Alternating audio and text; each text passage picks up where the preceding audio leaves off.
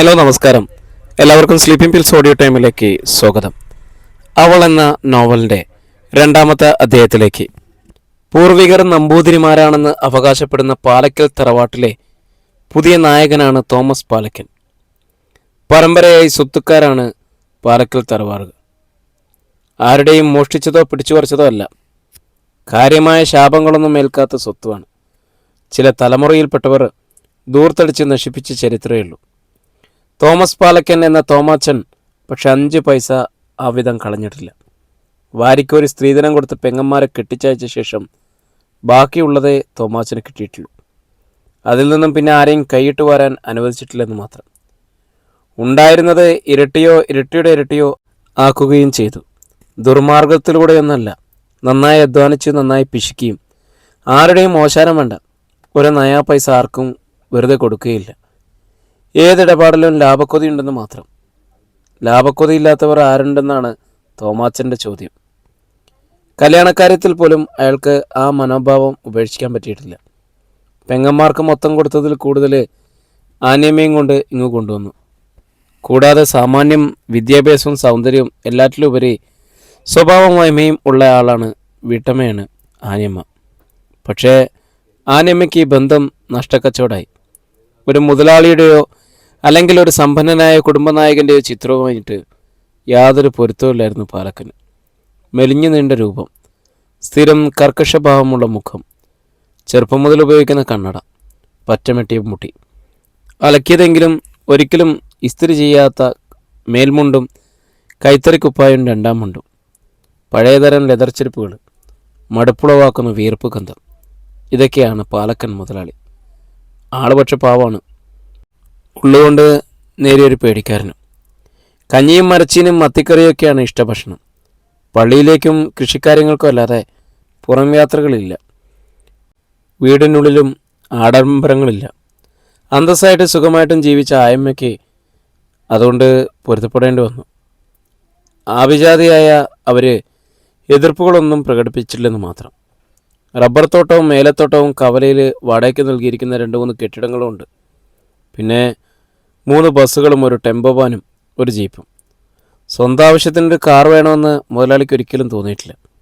ഗതികെടുന്ന സന്ദർഭങ്ങളിൽ ജീപ്പ് ഉപയോഗിക്കും. ജീപ്പിൻ്റെ പ്രധാന ഉപയോഗം തോട്ടങ്ങളിലേക്ക് സാധനങ്ങൾ കൊണ്ടുപോവുകയും കൊണ്ടുവരികയാണ്. അത്യാവശ്യം വന്ന തൊഴിലാളികളെയും കയറ്റും.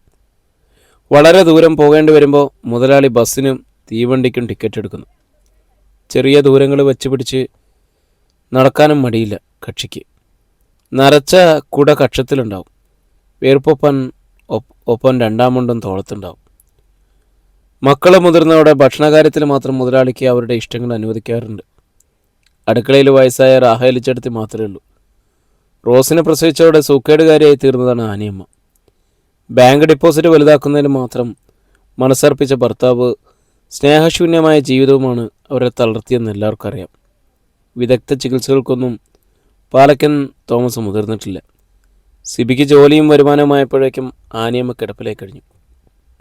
ഇപ്പോഴും മക്കളുടെ നല്ല ഭാവി മാത്രമാണ് അവരുടെ സ്വപ്നം. നീ എന്തുവാ ആനിക്കുട്ടി ഇങ്ങനെ കണ്ണുടച്ച് കിടക്കുന്നത്? എവനോട് പോയി ജീപ്പിൽ കയറാൻ പറ. മകനെ ചൂട്ടിക്കൊണ്ട് തോമസ് പാലക്കൻ ഭാര്യയോട് പറഞ്ഞു. നേരിട്ടങ്ങ് പറഞ്ഞൂടായോ? എന്നെ എന്തിനാ ഇടനിലക്കാരിയാക്കുന്നത്? കണ്ണു തുറക്കാതെയായിരുന്നു ആനിയമ്മയുടെ മറുപടി. നീ പറഞ്ഞാലല്ലേ അവൻ കേൾക്കൂ. എന്നെ എന്തിനാ ഈ മന്ത്രവാദി അച്ഛൻ്റെ അടുത്ത് കൊണ്ടുപോകുന്നത്? ഈർഷ്യയിൽ സിബി പപ്പായെ നോക്കി. എനിക്ക് വട്ടൊന്നും പിടിച്ചിട്ടില്ല. നിനക്കേതോ പാവപ്പെട്ട പെങ്കൊച്ചിനെയാണ് നോട്ടമെന്നല്ല നിൻ്റെ മമ്മി പറഞ്ഞത്. ചെകുത്താൻ്റെ പ്രേരണയെ ചെറുക്കാതൊക്കെ. നമ്മുടെ കുടുംബത്തിൽ അങ്ങനെയൊന്നും ഉണ്ടാകാൻ പാടില്ല. അതൊന്നും വകവെച്ച് തരാൻ എന്നെക്കൊണ്ട് പറ്റത്തുമില്ല. പപ്പ വകവെച്ച് തരണ്ട, ഞാൻ എൻ്റെ വഴിക്ക് പോയിക്കോളാം. തോമാച്ചനിൽ ആ വാചകം ഒരു പകപ്പുണ്ടാക്കി.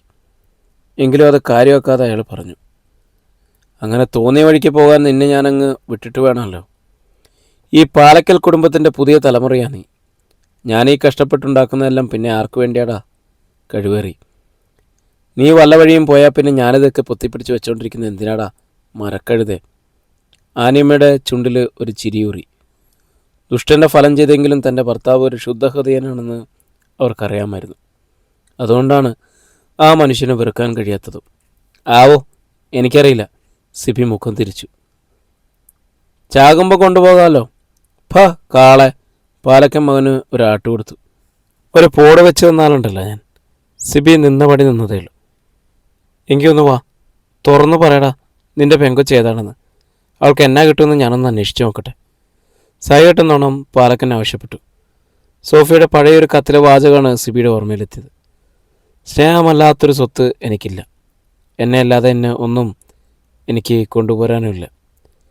അവളെ അല്ലാതെ ഒന്നും അവിടുന്ന് കിട്ടത്തില്ല, സിബി പറഞ്ഞു. എനിക്ക് അത് മതിതാനും. ഏതവളാടാ അങ്ങനെ ഒരു പഞ്ഞമ്പെറുക്കി? അവള് ഏതെന്ന് സിബി പറഞ്ഞു കൊടുത്തു. ചേറിൽ ചവിട്ടിയതുപോലെ തോമാച്ചനൊന്ന് തുള്ളി. കള്ളുമത്തായുടെ മോളോ? എൻ്റെ കർത്താവ്, നിന്നെ ആ ചാമക്കാല അച്ഛൻ്റെ അടുത്ത് കൊണ്ടുപോകാതെ ഒരു തരമില്ല. നീ അറിയാതെ നിനക്കാ പെണ്ണ് വല്ല കൂടോത്തരും തന്നു കാണും, സംശയമില്ല. കള്ളുമത്തായെക്കുറിച്ച് ആനയമ്മയ്ക്കും അറിയാം. അയാളുടെ മകളാണ് പെണ്ണെന്നറിഞ്ഞപ്പോൾ അവരിലും നേരിയില്ല എന്താണിപ്പ്. ആനിക്കുട്ടിയെ, നീ ഇത് കേട്ടോ? തോമാച്ചൻ അവരോട് വിളിച്ചു ചോദിച്ചു. ഇതറിഞ്ഞിട്ടാണോ നീ ഇവനെ പിന്താങ്ങിയത്? ഒരു കിഴങ്ങും കിട്ടത്തില്ലെന്നത് പോട്ടെ, അലമ്പ് കൂട്ടുക. തലമുറകളായിട്ട് പീരത്തൂക്കികൾ, നല്ല നേരം നോക്കി കഞ്ഞി കുടിക്കുന്നവർ. ഏതായാലും വേണ്ടില്ല, എനിക്ക് ആ പെണ്ണിനെ മതി. പിന്നെ വാക്കുകൾ കൊണ്ട് ഒരംഗമായിരുന്നു. വലിയ തൃപ്തിയൊന്നും ഇല്ലായിരുന്നെങ്കിലും ആനിയമ്മ മകൻ്റെ പക്ഷത്തിന് നിന്നു. ഒടുവിൽ പാലക്കൻ മുതലാളി തോറ്റു. എങ്കിലും ഒരു കരാർ വെച്ചു. കല്യാണം കഴിഞ്ഞാൽ പിന്നെ ആ പെണ്ണിനെ ആ കുടുംബത്തേക്ക് വിടുകയില്ല, നമുക്ക് ആ കൂട്ടരായിട്ട് ബന്ധം കാണത്തുമില്ല. ആ നിബന്ധന സമ്മതിച്ചു കൊടുക്കണമെന്ന് ആനിയമ്മയും മകനോട് ക്ഷണിച്ചു. സിബിക്ക് അങ്ങനെയും സമ്മതിക്കേണ്ടി വന്നു. മുറിയിൽ നിന്നും അവന് പുറത്തിറങ്ങിയപ്പോൾ റോസ് ചേട്ടായിയുടെ അടുത്തുകൂടി. എല്ലാം ഞാൻ കേട്ടു. അവൾക്ക് വലിയ സന്തോഷമായി. പള്ളിയിൽ വെച്ച് ഞാൻ ആ ചേച്ചിയെ കണ്ടിട്ടുണ്ട്. നല്ല ഭംഗിയുണ്ട് കാണാൻ. നല്ല പതിഞ്ഞ വർത്താനോ. എനിക്കിഷ്ടമായി ചേട്ടായി അതിനെ കിട്ടുന്നത്. സന്തോഷത്തിൻ്റെ വീർപ്പുമുട്ടിലുണ്ടായിരുന്നെങ്കിലും അനീത്തിയുടെ ചെവിക്കൊരു തിരുമ്പെടുത്തിട്ട് പോപ്പോ എന്ന് ശാസിക്കുകയാണ് സിബി ചെയ്തത്. അന്ന് വൈകുന്നേരം ബാങ്കിൽ നിന്ന് ഇറങ്ങുമ്പോൾ സിബി പ്യൂൺ മത്തായിയോട് പറഞ്ഞു. മത്തായി ചേട്ടനോട് എനിക്കൊരു കാര്യം പറയാനുണ്ട്. എന്തുവാ സാറേ? മത്തായിക്ക് ആകാംക്ഷ. മത്തായി ചേട്ടൻ തന്നെ സാറേ എന്ന് വിളിക്കുന്നതിൽ സിബിക്ക് വിമിഷ്ടമുണ്ടായിരുന്നു. ഇന്നത്തോടെ അത് അവസാനിപ്പിക്കാമെന്ന് അവൻ ആശ്വസിച്ചു. പറയാൻ നമുക്ക് ഒന്നിച്ചിറങ്ങാം, സിബി പറഞ്ഞു. അവരൊന്നിച്ചാണ് നടന്നത്. എല്ലാം കേട്ട് കഴിഞ്ഞപ്പോൾ ആനന്ദോദരകത്താൽ താൻ മരിച്ചു പോകുമെന്നായി മത്തായി ചേട്ടൻ്റെ ശങ്ക. ആരോടെങ്കിലും ഇതൊന്നും പറയാതെ വയ്യ. അച്ഛനോട് പറയണോ പാപ്പിച്ചായനോട് പറയണോ? സംഗതികളൊക്കെ ഒന്ന് ഉറപ്പിച്ചിട്ട് മതി അച്ഛനോട് പറയാൻ. തൻ്റെ സന്തോഷങ്ങളും സങ്കടങ്ങൾക്ക് ചൂടോടെ പങ്കുവച്ചിട്ടുള്ളത് പാപ്പിച്ചായനാണ്. മത്താച്ചേട്ടൻ നേരെ ബാൻഡ് പാപ്പിയുടെ വീട്ടിലേക്ക് നടന്നു. വീട് വരെ ചെല്ലേണ്ടി വന്നില്ല. സായാഹ്ന പരിപാടിക്ക് ഇറങ്ങിയ പാപ്പയെ വഴിയിൽ വെച്ച് തന്നെ കണ്ടുകിട്ടി. കൂട്ടുകാരൻ തന്നെ തേടി വന്നത് പാപ്പയുടെ മുഴുവൻ പരിഭവം ഒരുക്കിപ്പോയി. ജീവിതത്തിലെ ഏറ്റവും വലിയ സന്തോഷ വാർത്ത കിട്ടിയപ്പോൾ പാപ്പയെ വർഷിച്ച പുലഭ്യങ്ങൾ മത്തായി മറന്നിരുന്നല്ലോ. സംഗതി നേരാണെങ്കിൽ നിൻ്റെ പെണ്ണിൻ്റെ ഭാഗ്യടാ. വിവരം കേട്ടിട്ടുള്ള പാപ്പയുടെ പ്രതികരണം. ആ ചെറുക്കനൊരു ചൊവ്വുള്ളവനാ. പക്ഷെ അവൻ്റെ ഒരു അപ്പനുണ്ടല്ലോ, ആ ലോക അർക്കീസ്. ആ നീർക്കോലി സമ്മതിക്കുമെന്ന് എൻ്റെ സംശയം. സമ്മതിച്ചെന്ന സിബി പറഞ്ഞത്. ഇനി സമ്മതിച്ചില്ലെങ്കിലും ഒരു വാടക വീടുത്ത് അവളെ താമസിച്ച് ജീവിക്കാനുള്ള ശേഷി അവനുണ്ടല്ലോ. അതിനുള്ള തൻ്റെ ഇടമുന്നെനിക്കൊന്നും അവനറിയാം. എങ്കിൽ നമുക്കിതൊന്ന് ആഘോഷിക്കണം.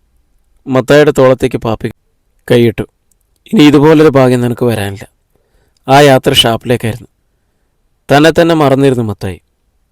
അടുത്ത ദിവസം കുടി നിർത്തുന്നതിനുള്ള ചികിത്സയ്ക്ക് പോകാൻ തീരുമാനിച്ചിരുന്ന അടക്കം എല്ലാ കാര്യങ്ങളും പുതിയ സന്തോഷത്തിലും മുങ്ങിപ്പോയിരുന്നു. പഴയ പതിവ് പോലെ പാതിരക്കായിരുന്നു മടക്കം. നടന്നുമല്ല, പറന്നുമല്ല, ഇഴഞ്ഞുമല്ല, നീന്തിയല്ല എന്ന പോലത്തെ വരവ്. ഉരുക്കി ഒട്ടിച്ചതുപോലെ പാപ്പിയുടെയും മത്തായിയുടെയും കൈകൾ കോർത്തിരുന്നു. മത്തായി, നിൻ്റെ സന്തോഷം എൻ്റേതാടാ. എൻ്റെ സന്തോഷം നിൻ്റേതാടാ. അതുപോലെ നിൻ്റെ പിള്ളേർ എൻ്റെ പിള്ളേരടാ. എൻ്റെ കഴിമക്കറികൾ നിൻ്റേതുവാടാ. നമ്മൾ രണ്ടല്ലടാ മോനെ. 10 പിരിയും വരെ നമ്മളെ പിരിക്കാൻ ദൈവം തമ്പുരാന് പോലും കഴിയൂടാ കള്ളെ. പാപ്പ് പുലമ്പിക്കൊണ്ടിരുന്നു. ഒടുവിൽ പാപ്പിയുടെ വീടിൻ്റെ പടിയായി. അവിടെ എത്തുമ്പോഴാണ് രണ്ടാളും പതിവായിട്ട് പിരിയുക. മത്തായി പിന്നെ തനിയെ തൻ്റെ വീട്ടിലേക്ക് നീങ്ങും. പക്ഷേ 4 കാൽ ചൂട് വച്ചപ്പോഴേക്കും വെള്ളിടി പോലെ മത്തായിയുടെ തലയ്ക്കുള്ളിലേക്ക് ഒരു ഓർമ്മ വന്നു. സോഫി മോൾക്ക് താൻ വാക്ക് കൊടുത്തിരുന്നതാണ് ഇനി മേലിൽ കുടിക്കത്തില്ലെന്ന്. കുടിച്ചിട്ട് അവളുടെ മുന്നിൽ ചെല്ലുകയില്ലെന്ന്, ആ മുഖത്ത് നോക്കില്ലെന്ന്. ഇനിയിപ്പോൾ എങ്ങനെ വീട്ടിൽ കയറിച്ചില്ല? തൻ്റെ പൊന്നുമോളുടെ മുഖത്ത് എങ്ങനെ നോക്കും? പാപ്പിച്ചായൻ കൈക്ക് പിടിച്ച വലിച്ചപ്പോൾ എന്തുകൊണ്ടോ തൻ്റെ മകളുടെ മുഖോർത്തില്ല. തൻ്റെ ഭാഗ്യദോഷം. തൻ്റെ മറ്റു മക്കളെപ്പോലെയോ പാപ്പിച്ചായൻ്റെ അങ്ങനെ കഴുമക്കറികളെ പോലെയോ അല്ല സോഫിയ. പിന്നെ കുടുംബത്തിൻ്റെ പ്രതീക്ഷയാണ്. തൻ്റെ ജീവിതത്തിൻ്റെ ശക്തിയും മധുരമാണ്. അപ്പം ഞാൻ പറഞ്ഞാൽ എനിക്ക് വിശ്വാസമാണെന്ന് പറഞ്ഞവളാണ്. ഇനിയും തന്നെ അവൾ വിശ്വസിക്കൂ. ആ വിശ്വാസം നശിച്ചാൽ പിന്നെ മത്തായിക്ക് എന്തുണ്ടൊരു സന്തോഷം. ഒരു കാര്യം ചെയ്യാം, അന്നത്തെ പോലെ തിണ്ണയിൽ തന്നെ കിടക്കാം. പെരുവഴിയിൽ കിടക്കുന്നതിലും ഭേദമാണ്. നേരം പുലരുമ്പോഴേക്കും കള്ളിൻ്റെ കെട്ടുവിടും. പള്ളിമേടയെന്ന് വെളുപ്പിന് എഴുന്നേറ്റ് പോകുന്നതാണെന്ന് പറയാം. അതന്നെ നല്ലത്. ശബ്ദമുണ്ടാക്കാതെ മത്തായി തിണ്ണയിൽ കയറി കമന്ന് കിടന്നു. കുഞ്ഞനെയും സോഫിയും അത് ഉറങ്ങാതെ കിടക്കുകയായിരുന്നു. സന്ധ്യ കഴിഞ്ഞ് പള്ളിയിൽ നിന്നും അച്ഛൻ കപ്പേരി ചാക്കോച്ചേട്ടന് പറഞ്ഞു വിട്ടിരുന്നു. ഇന്നെന്താണോ മത്തായി അങ്ങോട്ട് വന്നില്ല. ഇവിടുന്ന് തിരക്കാൻ അച്ഛൻ പറഞ്ഞയച്ചതാ. ഇവിടെ എത്തിയിട്ടില്ല. ആദ്യയോടെയാണ് കുഞ്ഞനെ അറിയിച്ചത്. പാപ്പിയുടെ കയ്യിലെങ്ങാനും ചെന്ന് വിട്ട് വീണ്ടും പഴയ പരിപാടിക്ക് പോയോ? ചാക്കോച്ചേട്ടൻ സംശയം പ്രകടമാക്കി. ഏയ് ഇല്ല, സോഫിയയ്ക്ക് ഉറപ്പായിരുന്നു. എൻ്റെ അടുത്ത് വാക്ക് പറഞ്ഞാൽ അപ്പച്ചനത് തെറ്റിക്കില്ല. മുമ്പൊരിക്കലും ഇങ്ങനെ വാക്ക് തന്നിട്ടുള്ള ആളല്ല അപ്പച്ചൻ. എങ്കിൽ പിന്നെ എവിടെ പോയി? ആ പാപ്പി വല്ല വഴക്കമുണ്ടാക്കിയോ? കുഞ്ഞന്നയുടെ നെഞ്ചിൽ തീയാളി. സോഫിക്കൊരു സമാധാനമില്ലായിരുന്നു. ഒന്ന് പോയി തിരക്കാൻ പറഞ്ഞിട്ട് ജോസോ റോണിയോ കൂട്ടാക്കിയില്ല. അല്പം മുമ്പാണ് കുഞ്ഞന്നെ വാതിലടച്ചതും വിളക്കൂതിയത്. പുല്ലരാറായപ്പോൾ പുറത്താരോ ഓക്കാനിക്കുന്ന ശബ്ദമൊന്നും കേൾക്കായി. പഠിക്കാനായി നേരത്തെ എഴുന്നേറ്റ് നാൻസിയാണ് മറ്റുള്ളവരെ വിളിച്ചെത്തിയത്. ചെന്ന് നോക്കുമ്പോൾ തിണ്ണയിൽ ചോര ഛർദ്ദിച്ച് കുഴഞ്ഞു കിടക്കുകയാണ് മത്തായി. സോഫിയ ആ ശിരസെടുത്ത് ഉയർത്തി മടിയിൽ വെച്ചു. പക്ഷേ ആ മുഖം ഒരു വശത്തേക്ക് വീണുപോയി. അതേ 5. അയ്യോ, എൻ്റെ അപ്പച്ചൻ എന്താ പണഞ്ഞേ? ആദ്യം നിലവിളിച്ചത് ഷൈനിയാണ്. എന്നതായത് എൻ്റെ പൊന്നെ? മത്തായി ചേട്ടൻ്റെ മുഖമെടുത്ത് ഉയർത്തിക്കൊണ്ട് കുഞ്ഞണ്ണയുടെ കരച്ചിൽ. ഉച്ചത്തിലൊന്ന് എങ്ങിയതേ ഉള്ളൂ സോഫിയ. അപ്പോഴേക്കും അവൾ ബോധവതിയായി. കരഞ്ഞു കളയാൻ സമയമില്ല. ജോസേട്ടാ, റോണി! അവൾ ആങ്ങളമാരെ തിരിഞ്ഞ് അമ്പരന്ന് നിൽക്കുകയാണ് രണ്ടുപേരും. എളുപ്പം ചെന്നൊരു വണ്ടി പിടിച്ചോണ്ട് വാടാ, സോഫിയ അറിയിച്ചു. അപ്പച്ചനെ അമ്മച്ചിയുടെ മടിയിലേക്ക് മാറ്റിയിട്ട് അവൾ എഴുന്നേറ്റ് അകത്തേക്ക് കൂടി. കുഞ്ഞണ്ണയുടെയും ഷൈനയുടെയും കരച്ചിൽ അപ്പോഴേക്ക് ഉച്ചത്തിലായി കഴിഞ്ഞിരുന്നു. നാൻസി മാത്രം മരവിച്ച് നിൽക്കുകയാണ്. അപ്പച്ചൻ്റെയും പെട്ടിയുടെയും താക്കോലന്മാരെയൊക്കെ തപ്പിയെടുത്ത് സോഫിയ കണ്ടുകിട്ടി അത്രയും രൂപ എണ്ണിപ്പൊതിഞ്ഞെടുത്തു. അമ്മച്ചിയുടെ കുടുക്കയിൽ കുറച്ച് പണം കണ്ടേക്കും. പിന്നീട് ആവശ്യം വന്നാൽ അതെടുക്കാമെന്ന് തീരുമാനിച്ചു. അവൾ തിരിഞ്ഞ് ഉമ്മറത്തെത്തിയപ്പോഴേക്കും മുറ്റം നിറയെ ആൾക്കാർ. താഴെ ചെമ്മൺ നിരത്തിൽ ഒരു ജീപ്പ് വന്നു നിന്നിരുന്നു. എല്ലാവരും ചേർന്ന് മത്തായി എടുത്ത് വണ്ടിയിൽ കയറ്റി. ജോസിനോട് റോണിയോടൊപ്പം പെണ്ണുങ്ങളായി കുഞ്ഞനെയും സോഫിയും മാത്രമേ കയറിയുള്ളൂ. നെഞ്ചിൽ തല്ലിക്കരഞ്ഞുകൊണ്ട് ഓടി വന്ന ഷൈനിയെ സോഫി തടഞ്ഞു നിർത്തി. നീയും നാൻസി കൊച്ചു കൂടെ ഇരുന്നാൽ മതി, അപ്പച്ചനൊന്നും വരില്ല. രണ്ടുപേരും ചെന്നിരുന്ന് പ്രാർത്ഥിച്ചോ. പറയുമ്പോൾ സോഫിയുടെ ശബ്ദത്തിന് വല്ലാത്തൊരു ഇടർച്ച. ജീപ്പ് കുറേ ദൂരം ചെന്ന് പാറ ചോദിക്കുന്നു കേട്ടു. ഇനിയിപ്പോൾ കൊണ്ടുപോകേണ്ട ആവശ്യമുണ്ടോ? ആശുപത്രി ചെന്നാൽ അതൊരു ചിലവാ. സോഫിയുടെ വയറ്റിൽ നിന്ന് ഒരു തീയുണ്ട ഉരുണ്ട് നെഞ്ചിലെത്തി. ഒപ്പം തൊണ്ടയിലൊരു തടസ്സം, കണ്ണിലെരിച്ചിൽ. എല്ലാം പോയല്ലോ എന്ന തോന്നൽ. ഒന്ന് പൊട്ടിപ്പിളർന്ന് കരയാനുള്ള ശക്തമായ പ്രേരണ. സോഫിയുടെ മടിയിലേക്ക് ചാഞ്ഞെടുക്കുകയാണ് കുഞ്ഞന്ന. നേരിയൊരു ഏങ്ങൽ ഇപ്പോഴും പുറപ്പെടുന്നുണ്ട്. വീട്ടിൽ 2 അനുജത്തിമാർ. എല്ലാവരെയും താങ്ങാൻ താൻ മാത്രമേ ഉള്ളൂ എന്നൊരു ബോധം അവളിലുണ്ടായി. 2 ആങ്ങളമാരുള്ളവർ എന്നും സ്വന്തം കാര്യം മാത്രം നോക്കി ജീവിക്കുന്നവരാണ്. താനിവിടെ തളർന്നു വീണാലേ അമ്മച്ചിയും അനുജത്തെയും ആരാണ് സൗന്ദര്യപ്പിക്കുക? സോഫിയ! ആരോ അവളെ തട്ടി വിളിച്ചു. സോഫിയ മുഖമുയർത്തി. ജോസായിരുന്നു. ആശുപത്രി വരെ വെറുതെ കൊണ്ടുപോകണോ? ഫിലിപ്പോസ് ചേട്ടനും മറ്റും ചോദിക്കുന്നു. കൊണ്ടുപോകാതെ പിന്നെ? സോഫിയ വിങ്ങിപ്പൊട്ടി. എന്നാ ചിലവായാലും വേണ്ടില്ല. രക്ഷപ്പെടുമെങ്കിൽ എൻ്റെ അപ്പച്ചനെ രക്ഷപ്പെടുത്തണം. പിന്നെ ആരും ശബ്ദിച്ചില്ല. ഏറ്റവും അടുത്തുള്ള സ്വകാര്യ ആശുപത്രിയുടെ വളപ്പിലാണ് ജീപ്പിൽ നിന്നത്. പക്ഷെ അവിടുത്തെ ഡോക്ടർക്ക് ഒരു ജോലിയെ ചെയ്യേണ്ടി വന്നുള്ളൂ, മരണം സ്ഥിരീകരിക്കുക മാത്രം. മറിച്ച് ഏകദേശം സമയം അദ്ദേഹം പ്രവചിച്ചു. നമ്മളെടുത്ത് ജീപ്പിൽ കയറ്റും മുമ്പേ സംഗതി കഴിഞ്ഞിരുന്നു. പുറത്തുനിന്ന് ആരുടെയോ പ്രസ്താവന. ചുമ്മാ ആശുപത്രിയിൽ ചുമന്നതാ. ആ പെങ്കൊച്ച് സമ്മതിക്കാനിട്ട്. നെഞ്ചത്തടിച്ച് അലമുറിയിട്ടുകൊണ്ട് കുഞ്ഞന്ന ആശുപത്രി വരാന്തയിൽ വീണു. അമ്മച്ചിയെ വാരിയെടുത്ത് താങ്ങി പിടിച്ചുകൊണ്ട് സോഫിയ. നഷ്ടപ്പെട്ടത് ഏറ്റവും പ്രിയപ്പെട്ട ജീവനാണ്. തലയ്ക്ക് മുകളിൽ നിന്നും ആകാശം അപ്രത്യക്ഷമായതുപോലെ. മദ്യപാനിയായിരുന്നെങ്കിലും മക്കൾക്ക് ഒരുപാട് നാണക്കേട് വരുത്തി വെച്ചിരുന്നെങ്കിലും അപ്പച്ചനില്ലാത്തൊരവസ്ഥയെക്കുറിച്ച് ചിന്തിക്കാൻ പോലും അശക്തിയായിരുന്നു സോഫിയ. എന്നിട്ടിപ്പോൾ ഒന്ന് കരയാൻ പറ്റുന്നില്ല. അപ്പോഴാണ് അപ്പച്ചന് തങ്ങളെ ഇവിടെ വരെ എത്തിച്ച ജീപ്പിൻ്റെ ഡ്രൈവർ കൂലി ചോദിച്ചെത്തിയത്. അയാൾക്ക് തിരികെ പോകണം. വണ്ടിയിൽ ശവത്തെ കയറ്റാൻ പറ്റില്ല പോലും.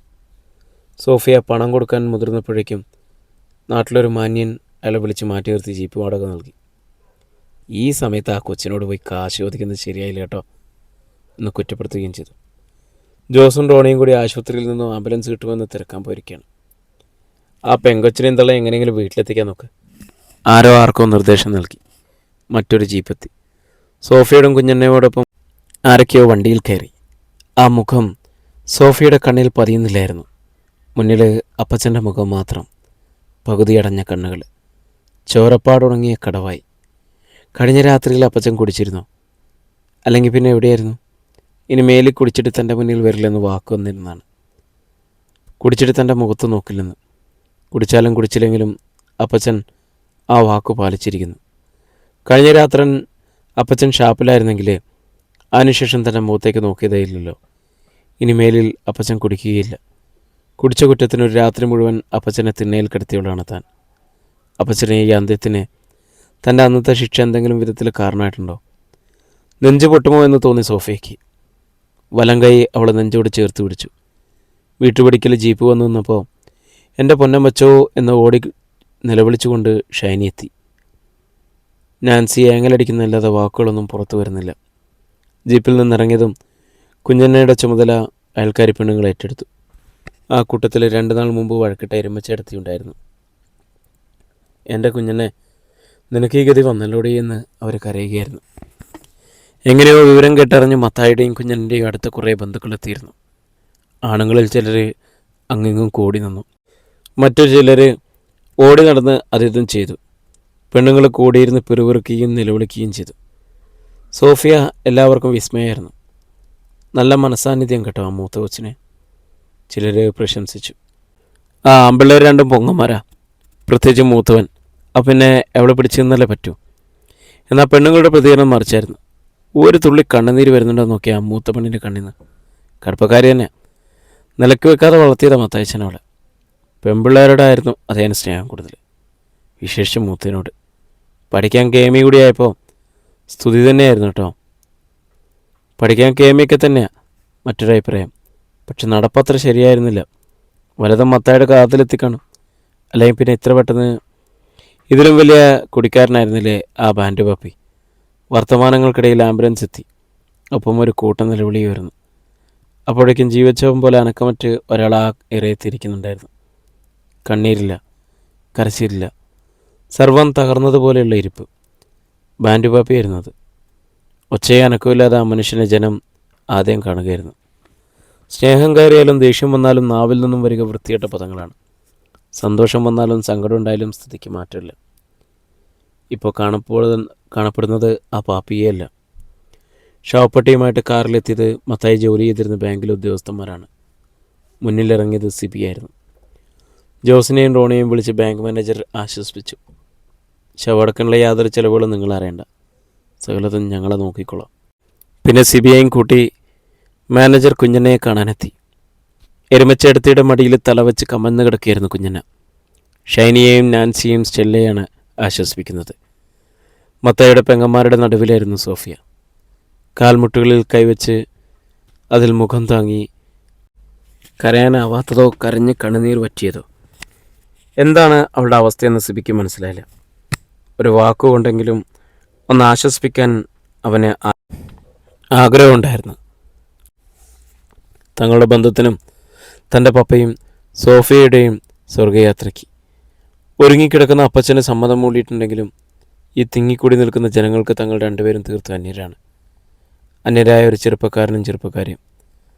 താൻ അവളോട് ഒരു വാക്ക് വേണ്ടിയാൽ ഈ നിമിഷത്തിൽ പോലും ദുർവ്യാഖ്യാനങ്ങൾ ഉണ്ടായേക്കാം. എങ്കിലും ഒപ്പം ഉണ്ടായിരുന്ന തങ്ങളുടെ മാനേജർ തിരിഞ്ഞു നടന്നിട്ടും സോഫിയയ്ക്ക് വേണ്ടി സിബി അല്പനേരം അവിടെ തന്നെ നിൽക്കാൻ തീരുമാനിച്ചു. കൈകൾ കെട്ടി മുഖം കുനിച്ച്. പെട്ടെന്നാണ് സോഫിയയിലൊരു സ്ഫോടനം ഉണ്ടായത്. ഉച്ചത്തിലൊരു നിലവിളി. അതിൽ വാക്കുകളുണ്ടായിരുന്നില്ല. തകർന്നു പോയ ഒരു വെള്ളപ്പാച്ചിൽ പോലെയായിരുന്നു അത്. സിബി സ്തബ്ധനായിപ്പോയി. അവൻ കാണുന്നത് സങ്കടത്താൽ സോഫിയ നിലത്ത് കിടന്ന് പെടയുന്നതാണ്. ചുറ്റിനും പെണ്ണുങ്ങൾ അവളെ പൊതിയുന്നു. അപ്പോഴേക്കും അച്ഛനെത്തി. സിബി പുറത്തേക്ക് നീങ്ങി. മരണാനന്തര കർമ്മങ്ങളും പ്രാർത്ഥനയും ആരംഭിച്ചു. വിലാപയാത്രയ്ക്കുള്ള മുത്തുക്കുടകളും മറ്റും എത്തി. ഗായക സംഘം വന്നു. ശവപ്പെട്ടിക്കുള്ളിൽ സ്വർഗയാത്രയ്ക്ക് മത്തായി തയ്യാറായിക്കിരിക്കുന്നു. പെട്ടി ചുമന്നവരിൽ മുന്നിൽ മത്തായിയുടെ മക്കൾ ജോസും റോണിയുമായിരുന്നു. പിന്നിലെ ബാൻഡ് പാപ്പിയുടെ മകൾ ബോബനും സാലുവും കുഞ്ഞുമോളും. അവർക്കിടയിൽ സിബിയും കയറി നിന്നു. സമയമാം രഥത്തിൽ ഞാൻ ആ യാത്ര ആരംഭിച്ചു. ഏറ്റവും പിന്നിലായിരുന്നു ബാൻഡ് പാപ്പി. സ്വന്തം വീട്ടുപടിക്കലെത്തിയതും പാപ്പി നിന്നു. വിലാപയാത്ര വഴിത്തിരിവിൽ മായാറായപ്പോൾ പാപ്പി വിളിച്ചു. മത്തായി. അതൊരു നിലവിളിയായിരുന്നു. എന്നാലും തുറന്ന് പുറത്തു വന്നത് മുഴുത്ത തെറിയായിരുന്നു. 2 ദിവസം മുന്നേ എന്നെ പറ്റിച്ചിട്ട് നീ പള്ളിമേടയിലേക്ക് പോയി ഉറങ്ങി. ഇപ്പം നീ പള്ളി സെമിത്തേരിയിലോട്ട്. നീ ചതിയനടാ, സ്നേഹമില്ലാത്തവനോടാ. തലയ്ക്ക് കൈതാങ്ങി പാപ്പി വഴിയിൽ ചടഞ്ഞിരുന്നു. മത്തായിയുടെ വീടിൻ്റെ വാതിക്കൽ ഒരു മുട്ടവിളക്ക് മുനിഞ്ഞു കത്തുന്നുണ്ടായിരുന്നു. തിണ്ണയിലെ താടിക്ക് കൈതാങ്ങി റോണി. ജോസ് ചാവടയിലായിരുന്നു. വർഷങ്ങൾ കൂടിയാണ് അവൻ ആ നേരത്ത് വീട്ടിലുണ്ടാവുന്നത്. കുഞ്ഞന്നെയും ഷൈനിയും നാൻസിയും അകമുറിയിൽ നിലത്ത് വിരിച്ച പായയിൽ കിടക്കുകയായിരുന്നു. സോഫയിൽ ചെന്ന് കുഞ്ഞന്നയെ വിളിച്ചു. അമ്മച്ചി ഇതുവരെ ഒരു തുള്ളി വെള്ളം പോലും ഇറക്കിയിട്ടില്ല. എനിക്കും എൻ്റെ പിള്ളേർക്കും ആരും ഇല്ലാണ്ടായി. കുഞ്ഞന്നരിൽ നിന്നും വീണ്ടും നിലവിളി വരുന്നു. ഞാനുണ്ട്. സോഫി അമ്മച്ചിയെ ചേർത്ത് പിടിച്ചു. അമ്മച്ചിക്ക് ഞാനുണ്ട്. അവളുടെ ശബ്ദത്തിൽ മുമ്പൊരിക്കലും ഇല്ലാത്തൊരു കരുത്തുണ്ടായിരുന്നു. നമ്മളെ തുണയ്ക്കാൻ ദൈവമുണ്ട്. അധ്യായം 6. സോഫിയെ സംബന്ധിച്ചിടത്തോളം ഒരു ഉയർത്തെഴുന്നേൽപ്പിൻ്റെ ഉണർവുണ്ടായിരുന്നു. പിറ്റേ ദിവസത്തിന് ഉറങ്ങാത്തൊരു രാത്രിയാണ് അവസാനിച്ചത്. ഒരുപാട് കാര്യങ്ങൾ ഓർത്തു. ശബ്ദമില്ലാതെ ഒരുപാട് കരഞ്ഞു. എല്ലാം അവസാനിച്ചു എന്നായിരുന്നു ആദ്യത്തെ തോന്നൽ. പിന്നെ മനസ്സിലായി എന്തൊക്കെയോ ചിലതെല്ലാമേ അവസാനിച്ചിട്ടുള്ളൂവെന്ന്. മറ്റതെന്തൊക്കെയോ അവിടെ തൊട്ട് തുടങ്ങുകയാണെന്ന്. നാട്ടുകാർക്ക് കള്ളുമത്തായിരുന്നെങ്കിലും അപ്പച്ചൻ തനിക്ക് ഏറ്റവും പ്രിയപ്പെട്ടവനായിരുന്നു. ആ ഓർമ്മകളിൽ കയ്പിൻ്റെ ഒരുപാട് നുറുങ്ങു മധുരങ്ങളുണ്ട്. മക്കൾ എന്തൊക്കെ ചെയ്താലും ഒരിക്കലും ശോഭിക്കാത്ത അപ്പച്ചൻ. മക്കൾക്ക് അപ്പച്ചനെയല്ല, അപ്പച്ചന് മക്കളെയായിരുന്നു ഭയം. പാതിരാത്രികളിൽ വീട്ടിൽ കയറി വരുമ്പോൾ അപ്പച്ചനും ഭാര്യയുടെയും മക്കളുടെയും മുന്നിൽ അപരാധിയെപ്പോലെ കുനിഞ്ഞ മുഖത്തോടെയാവും നിൽക്കുക. പതിവ് തെറ്റാതെ വലങ്കയിൽ ഒരു കൊച്ചു പൊതിയുണ്ടാവും. അഴുക്കും വിയർപ്പും പറ്റി ചുക്കിച്ചുളിഞ്ഞ പൊതിക്കുള്ളിലെ 5 മക്കൾക്കുള്ള പലഹാരമാണ്. അതാകെ കേടുവന്നിട്ടുണ്ടാവും. ജോസേട്ടന് മുതിർന്നതിൽ പിന്നെ റോണിയും അതിൽ പങ്കേറ്റാൻ വരാറില്ല. അടുത്ത കാലത്തായി ഷൈനിക്കും അതിനോട് പുച്ഛം ആരംഭിച്ചിരുന്നു. ആ മുഴുവൻ മണ്ണ എനിക്കും വേണ്ട, അവളത് പട്ടിക്ക് എറിഞ്ഞു കൊടുത്തിട്ടുണ്ട്. എന്നാൽ സോഫിയോ നാൻസിയോ ഒരിക്കലും അപ്പച്ചൻ്റെ ആ സ്നേഹം നിഷേധിച്ചില്ല. അമ്മച്ചിക്കും ആ പങ്ക് പ്രിയപ്പെട്ടതായിരുന്നു. ആ സ്നേഹപ്പൊതിയും അപ്പച്ചനും ഇനിയും ഒരു ഓർമ്മ മാത്രമാണ്. എന്നാലും കൂടെ മരിക്കാനാവില്ലല്ലോ. മുന്നിലിതാ ലോകം എന്താണെന്നറിയാത്ത 2 അനുജത്തിമാരും ഈ ഭൂമിയുടെ യാതൊരു കളങ്കവും മേശാത്ത അമ്മച്ചിയും, പിന്നെ ഉത്തരവാദിത്ത ബോധമില്ലാത്ത 2 ആങ്ങളമാരും. ഒരിക്കൽ ഒരാൾ തന്നേക്കാൾ 5 വയസ്സിന് മൂത്തവനാണെന്ന് പ്രത്യേകത ഒരാശ്വാസം നൽകിയിരുന്നില്ല.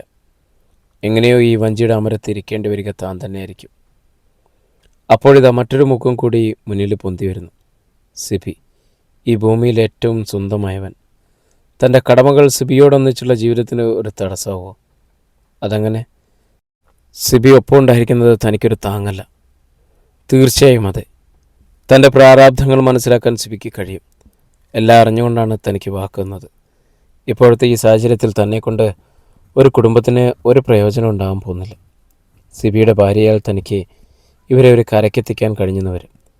സിബിയുടെ പപ്പ അത്ര ലുബ്ധനായാലും സ്വന്തം ശമ്പളമെങ്കിലും സിബിക്ക് സ്വച്ഛപ്രകാരം ഉപയോഗിക്കാനാവുമല്ലോ. തങ്ങൾ ആവുന്നത്ര ചുരുങ്ങണമെന്നായിരിക്കും. സാരമില്ല, പപ്പ നിർത്താവ് വാടക വീട് എടുത്തിട്ടായാലും ഒരുമിച്ച് ജീവിക്കാമെന്ന് പറഞ്ഞ ആളാണ്. സോഫിയുടെ കൂടപ്പുറപ്പുകൾ എൻ്റേതല്ലേ എന്നൊരിക്കൽ ചോദിക്കുകയും ചെയ്തിട്ടുണ്ട്. റോണിക്കെങ്കിലും ഒരു പണി ശരിപ്പെടുത്തി കൊടുത്താൻ സിബി വിചാരിച്ചാൽ കഴിയാതിരിക്കുമോ? എന്തിനും ആദ്യം സിബിയെ കാണണം. തൻ്റെ കരുത്ത് ഇനി സിബിയാണ്. ഇനിയിപ്പോൾ തങ്ങളുടെ കല്യാണം കുറച്ച് നീട്ടാതെ പറ്റില്ല. കാത്തിരിക്കുന്നതിൽ സിബിക്ക് വിഷമമില്ല. പക്ഷെ മമ്മിയുടെ അവസാനത്തെ ആഗ്രഹം സാധിപ്പിക്കണമെന്ന് സിബിയുടെ നിർബന്ധമുണ്ട്. ആ നിർബന്ധം ന്യായമാണ്. എന്നാൽ ഉടനടി ഒരു തീരുമാനം എടുക്കാൻ കഴിയുന്നില്ലെന്ന് തീർച്ച. അടുക്കളയിലായിരുന്നു സോഫിയ. അന്ന വന്ന് ചായ വെച്ചതും എല്ലാവരും വിളിച്ചെഴുന്നേൽപ്പിച്ചു വല്ലതുമൊക്കെ കഴിപ്പിച്ചതും അവളാണ്. അമ്മച്ചിയെ വളരെയധികം നിർബന്ധിക്കേണ്ടി വന്നു.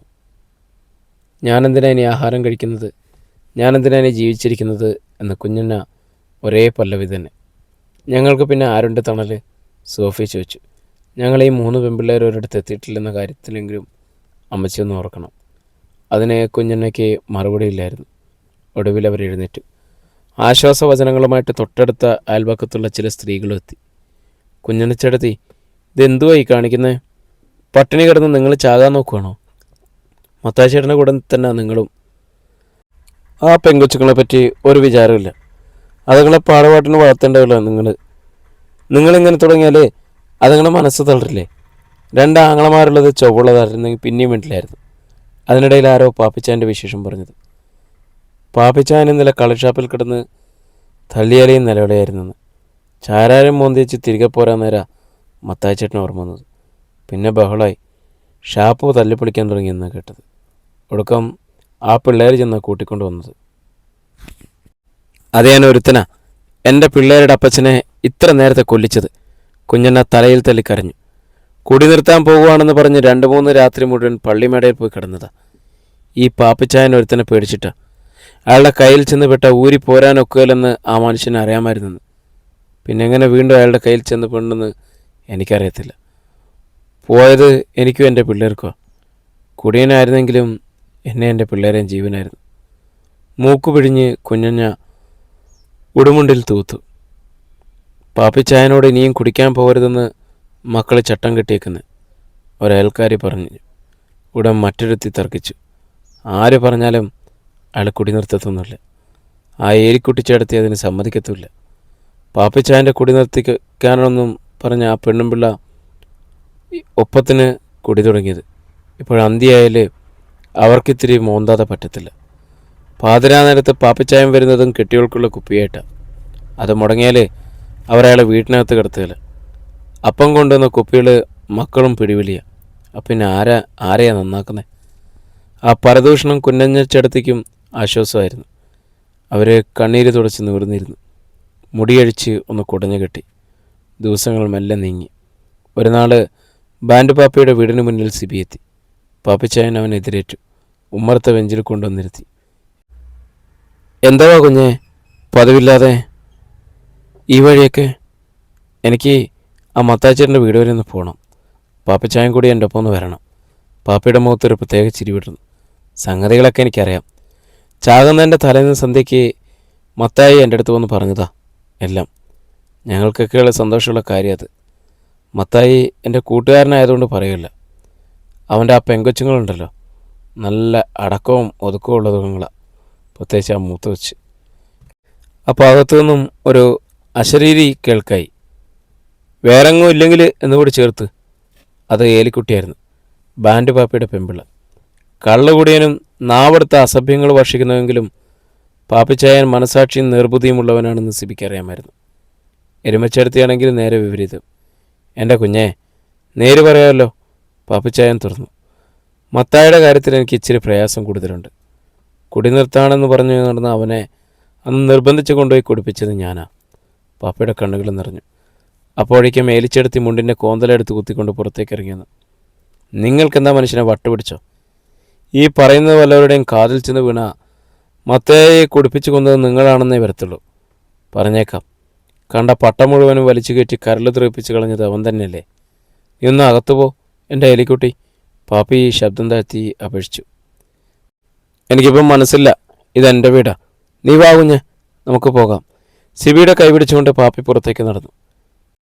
ഇവിടെ ഇരുന്നാൽ ശരിയാവില്ല. എവിടെ ചെന്ന് കുഞ്ഞന്നയുടെ അരയത്തിരുന്നോ? ഏലിക്കുട്ടി വിളിച്ചു പറഞ്ഞു. എന്നേക്കാൾ ചെറുപ്പമല്ലേ അവള്? മത്തായി ചത്തേ പിന്നെ അവളോടും പിള്ളേരോടും നിങ്ങൾക്ക് പണ്ടില്ലാത്തൊരു സ്നേഹമല്ലേ? ഒരു ദിവസം ഞാനൊന്ന് ഇളക്കം പറഞ്ഞേക്കാം. പെട്ടെന്ന് പാപ്പി തിരിഞ്ഞു നിന്നു. കുഞ്ഞു പൊയ്ക്കോ, എവക്കിടുന്ന് 2 കൊടുത്തിട്ടേ ഞാൻ വരുന്നുള്ളൂ. കൊടുക്കാൻ ഇങ്ങോട്ട് വാ, ഏലിക്കുട്ടി പോരി വിളിച്ചു.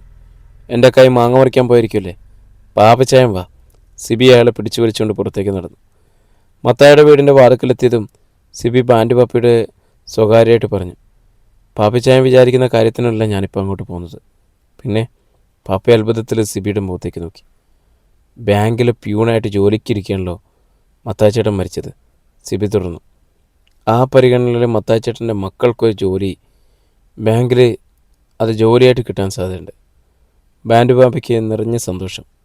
അതൊരു നല്ല കാര്യം തന്നെയാണല്ലോ. നല്ല കാര്യം തന്നെയാണ്. അതേക്കുറിച്ച് ഞങ്ങൾ മാനേജറോട് സൂചിപ്പിക്കുകയും ചെയ്തു. അദ്ദേഹം പറഞ്ഞത് ഇവരുമായിട്ടൊന്ന് സംസാരിക്കാനാണ്. എങ്കിൽ ആ ജോലി സോഫി കൊച്ചിന് മേടിച്ചു കൊടുത്തൂടെ? പാപ്പി ചോദിച്ചു. നിങ്ങൾക്ക് ഒരുമിച്ച് ജോലിയും ചെയ്യാമല്ലോ. സിബിയുടെ കണ്ണുകളിൽ ഒരു തിളക്കമുണ്ടായി.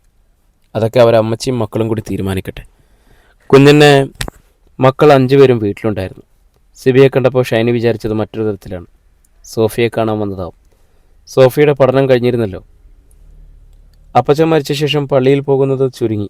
കാണാൻ വേറെ വഴിയില്ലാതെ നേരിട്ടുള്ള പുറപ്പാട് തന്നെ. സോഫിയുടെ കൈത്തണ്ടയിൽ അവളൊന്നും നുള്ളി. ഉമ്മറത്തെ അരമരത്തിൽ ഇരുന്നുകൊണ്ട് റോണിയുടെ മുഖത്ത് കനപ്പായിരുന്നു. സോഫിയെയും സിബിയെയും കുറിച്ചുള്ള ചില സൂചനകൾ അവനും കിട്ടിയിരുന്നു.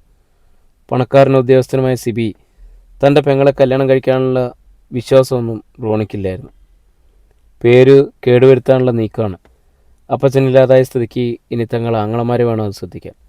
നാണക്കേട് തങ്ങൾ തന്നെ വേണം താങ്ങാൻ. ജോസിനും നാൻസിക്കും കുഞ്ഞനയ്ക്കും മാത്രം ഒരു ധാരണയില്ലായിരുന്നു. സിബി മുന്നിലും ബാൻഡ് പാപ്പി പിന്നിലുമായിട്ട് മുറ്റത്തെത്തിയതും സോഫിയെ പുറത്തേക്ക് ഓടി വന്നു. അവളുടെ ഉള്ളം തള്ളുകയായിരുന്നു. കുറേ നാളുകൾ കൂടിയാണ് സിബിയെ കാണുന്നത്. അപ്പച്ചൻ മരിച്ച ദിവസം കണ്ടതാണ്. അന്ന് കണ്ണീരിൻ്റെ ദിവസമായിരുന്നു. പിറ്റേന്നൊട്ടൊന്ന് കാണാൻ വെമ്പുകയായിരുന്നു. കല്യാണാലോചനയ്ക്ക് വന്നതാണോ ആവോ? അപ്പച്ചനോട് അതേപ്പറ്റി പറയാൻ തീരുമാനിച്ചിരുന്നതാണ്. അതിനുള്ള അവസരം സിബിക്ക് കിട്ടിയിരുന്നില്ല. ആവോ. പെട്ടെന്ന് റോണിയും വന്നു. സോഫിയെ തടഞ്ഞു നിന്നു. അകത്ത് കയറിപ്പോയിക്കോ. ആരെങ്കിലും വന്നാൽ വേണ്ടത് പറഞ്ഞുവിടാൻ ഇവിടെ ആണുങ്ങളുണ്ട്. സോഫിയ ചകിതയായിട്ട് നിന്നുപോയി. മുറ്റത്ത് സിബിയും. പ്രിയരെ, നമ്മുടെ കഥ ഇവിടെ തുടരുകയാണ് കേട്ടോ. ഇതിൻ്റെ അടുത്ത ഭാഗമായിട്ട് നാളെ നമ്മൾ വീണ്ടും കാണുന്നു. ഒത്തിരി സ്നേഹത്തോടെ നിങ്ങളുടെ സ്വന്തം Jashi Wayanad on sleeping pills audio time.